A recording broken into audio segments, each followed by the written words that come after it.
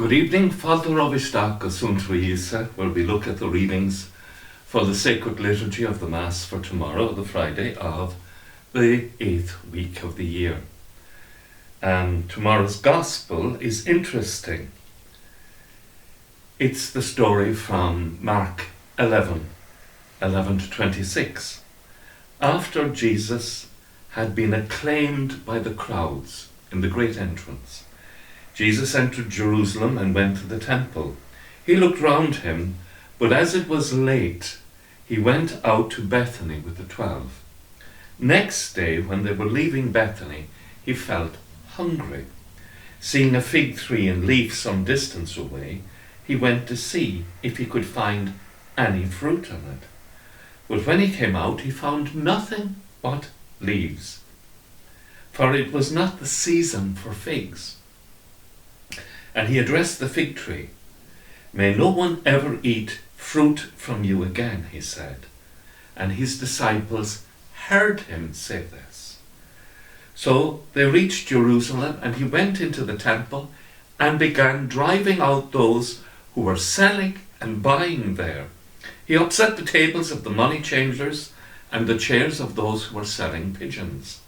Nor would he allow anyone to carry anything through the temple. And he taught them and said, "Does not Scripture say, 'My house will be called a house of prayer for all the peoples'? But you have turned it into a robber's den." This came to the ears of the chief priests and the scribes, and they tried to find some way of doing away with him. They were afraid of him because the people were carried away by his teaching. And when evening came, he went out of the city. Next morning, as they passed, they saw the fig tree withered to its roots. Peter remembered. "Look, Rabbi," he said to Jesus, "the fig tree you cursed has withered away." And Jesus answered, "Have faith in God. I tell you solemnly, if someone says to this mountain, 'Get up and throw yourself into the sea,' with no hesitation in his heart, but believing what he says will happen, it will be done for him. I tell you therefore, anything you ask and pray for, believe that you have it already, and it will be yours. And when you stand in prayer, forgive whatever you have against anybody, so that your Father in heaven may forgive you your failings too. But if you do not forgive, your Father will not forgive your failings either." The symbolic action of the cursing of the fig tree is representing the judgment of God. And the judgment of God will come at a time when we do not expect it to come. And God will call us to account, like Christ. The fig tree, it wasn't season, but God has the right to come and judge us whenever he likes. And so Jesus performs this symbolic action. And then he goes and he clears the temple. What had happened was the outer court, which was known as the court of the Gentiles. When God gave the people the plan of his temple, he gave them the idea of the court of the Gentiles, where non-Jewish people could come and pray. And because so few came, eventually they just made it a place where they exchanged the coins that had the emperor's head on it to pieces of silver that could be put into the temple, because the image on the coin made it seem like idolatry, and so they couldn't do that. And they began to sell the animals for the sacrifices there.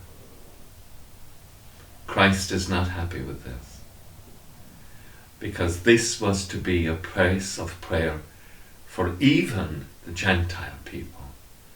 And Israel has lost its sense of mission to the world. And the judgment on Israel is coming. And our judgment too is coming.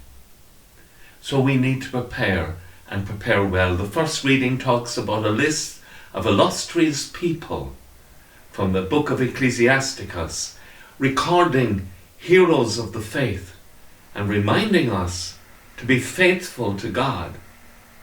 It's important that we're faithful, because in the end, like the fig tree, like the sellers in the temple, God is going to call us to account. And there will be judgment without mercy for those who have been without mercy themselves. But for those who have been seeking to follow the Lord, even though they may follow and fail, and even though they may follow him in broken ways, because our hearts belong to him, we need have no fear. We can place ourselves in the mercy of God. That lovely statement of the old people in my childhood, Sacred Heart of Jesus, I place all my trust in thee. We don't trust ourselves to achieve salvation. We trust in the grace of God, which is abundant for those who humbly seek it. You have a lovely evening. Wasn't a very pleasant day today here. Maybe it was pleasant where you were. I hope so. Anyway, as we go to bed, let us comfort one another with the idea that we can place all our trust in God. And if we do so, we shall be fine. But let us prepare, because we will be asked to account for what we have done in life. It's clear in the scriptures. Judgment is coming. Let us prepare by being faithful to the Lord and to one another. Hope you have a lovely night, good night's rest, and that we'll all wake in the morning with the praise of God in our hearts and on our lips as we awake. Slán agus banach dé ar éibh go léir. God bless now. Have a lovely evening.